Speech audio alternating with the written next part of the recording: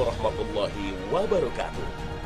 Tidak ada sedikit pun alasan bagi setiap orang yang mengaku Islam untuk meninggalkan sholat. Kapanpun datang waktu sholat, maka ia harus menunaikan dengan segera, dimanapun dan dalam kondisi apapun. Di saat terjebak macet, di atas kapal yang tengah berlayar, di dalam pesawat yang tengah terbang, maka sholat dapat ditunaikan. Dalam keadaan sakit, bahkan dalam keadaan perang berkecamuk sekalipun, kita tak mempunyai alasan untuk dapat meninggalkan sholat. Sholat adalah tiang agama kita yang membuat agama kita menjadi kuat. Bila kita meninggalkannya, sama saja meruntuhkan agama kita. Bahkan, yang membedakan kita dengan orang-orang kafir adalah sholat. Saat kita sakit dan tidak memungkinkan menggunakan air untuk berwudu, dapat kita ganti dengan bertayamum, yaitu bersuci dengan debu yang suci.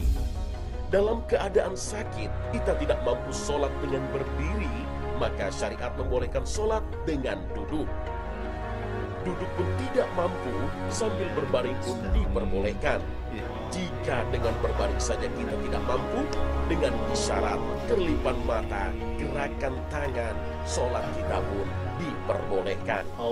Hingga tatkala kita benar-benar tidak dapat lagi menunaikan sholat, sebab nyawa telah terpisah dari tubuh kita, keluarga, kerabat, dan tetangga pun akan berbondong-bondong datang untuk mensolatkan jenazah kita.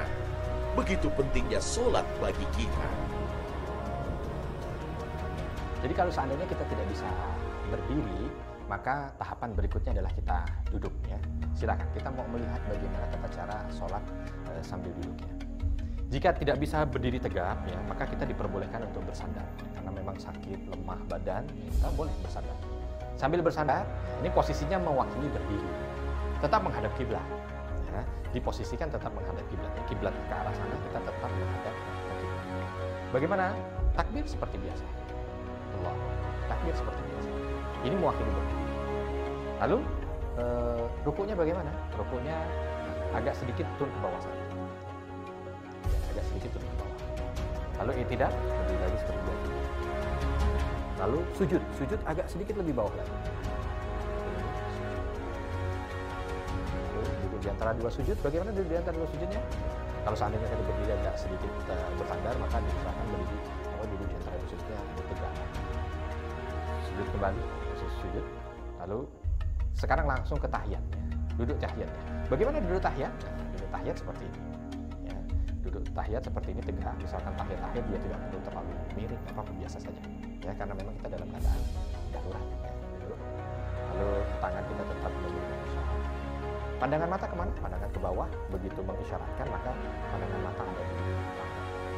Baru setelah itu salam. Salam seperti biasa. Ya, ini posisi ketika kita sakit dan bisa duduk. Tapi kalau seandainya posisinya tidak bisa sama sekali duduk, maka diperbolehkan tidur. Ya, posisi ketika mungkin kita sakit, ya, tidur. Ya, ini dalam posisi tidur. Usahakan kita tetap menghadap ke kiblat yang bersama. Bagaimana? Seperti biasa, takbirnya kita takbir biasa. Allahu Akbar. Ini ketika kita ini mewakili berdiri. Nah, di saat kita ingin ruku bagaimana? Di saat ingin ruku, maka kita takbir kembali dan mengangkat kepala sedikit.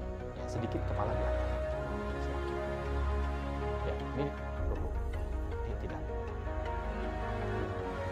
Ketika sujud, maka agak sedikit diangkat. Semampu.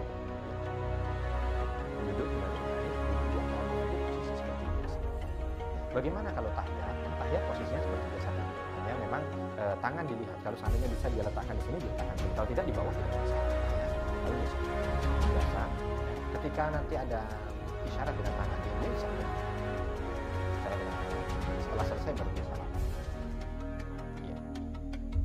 Seperti biasa. Salam. Assalamualaikum.